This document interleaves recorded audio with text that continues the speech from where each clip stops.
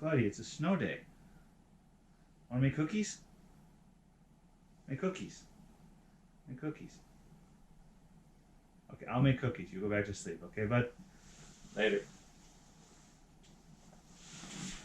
Hi, welcome back to my kitchen. So, my head's getting cut off. Today, since it's a snow day, I figured I would bake some stuff and then either eat all of it myself or bring some in tomorrow for coworkers if there's any survivors from today. So I'm just going to go with a new recipe that my mom emailed me. It's a photocopy of an index card that turned kind of yellow and green, so I'm glad she didn't send me the actual index card. And I'm sort of experimenting with this recipe. I already did it once, but I'm going to do it again with a few modifications, and I take notes, and then I retype it up on the computer. Hopefully someday to have a version of it that doesn't, like, this is the color of the index card. I don't know what color the index card was when it started, but I like to have digital recipes so I can print them, and then if I get stuff on the paper, I can throw out the paper. But I like having the recipe written because 90% of baking is just reading the directions. So the recipe calls for soft shortening, and if you are somebody who has an actual mixer, which is a really heavy-duty motor thing that mixes things up, I've been told you can just use it, but I can't just use the shortening as is because I have to mix it in by hand. So to do that, I'm going to melt it and turn it into a liquid. It's just going to be easier for me to mix in, but it turns out, as far as I can tell, it's just about the same.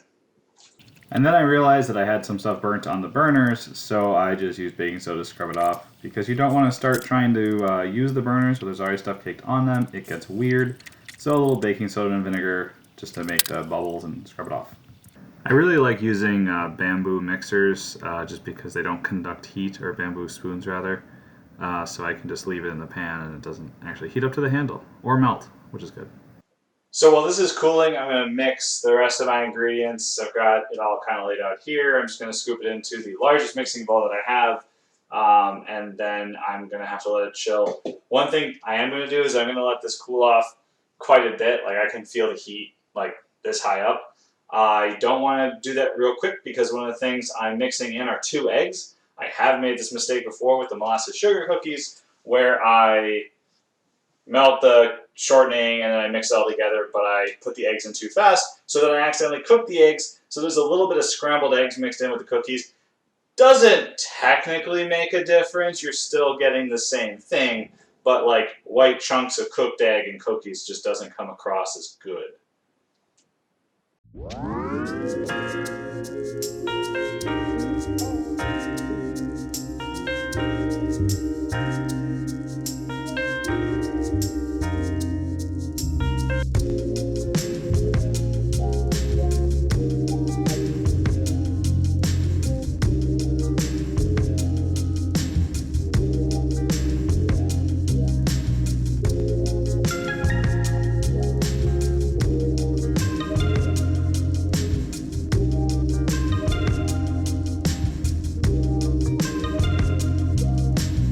So you know it's done, at least this is from my one experience, when it's about the consistency of fairly dry sand, and you eventually have to roll this into some sort of solid, but for now we just got to go let it chill.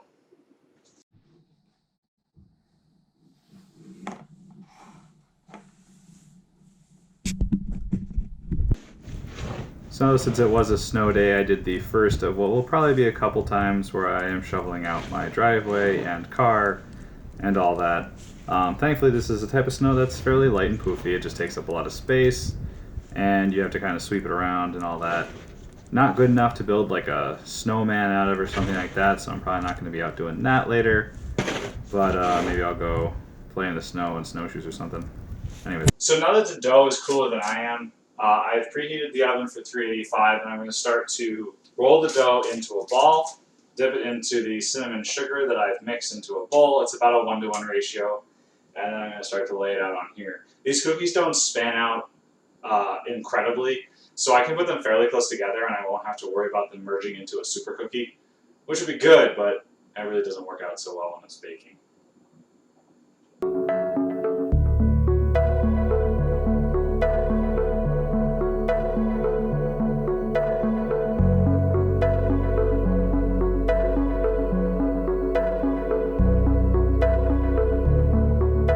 So something to note, after they come out of the oven, they're actually still going to be kind of squishy.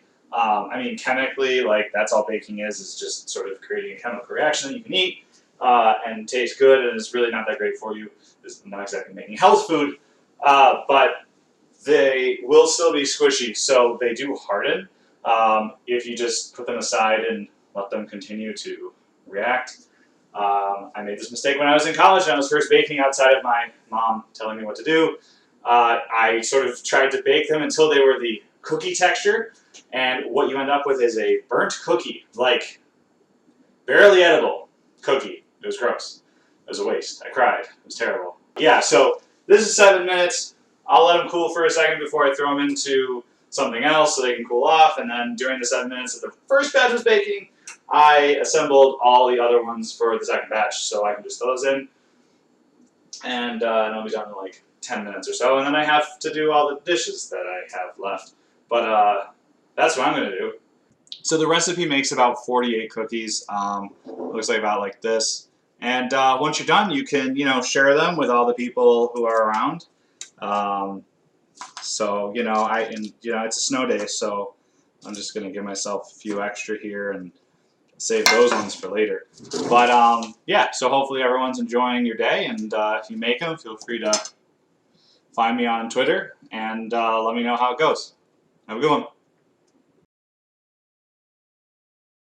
Now you might assume this is for training for rock climbing, but it's actually so I have the hand strength to crush those cookies into shape, because it's dry sand consistently and it doesn't want to form a ball.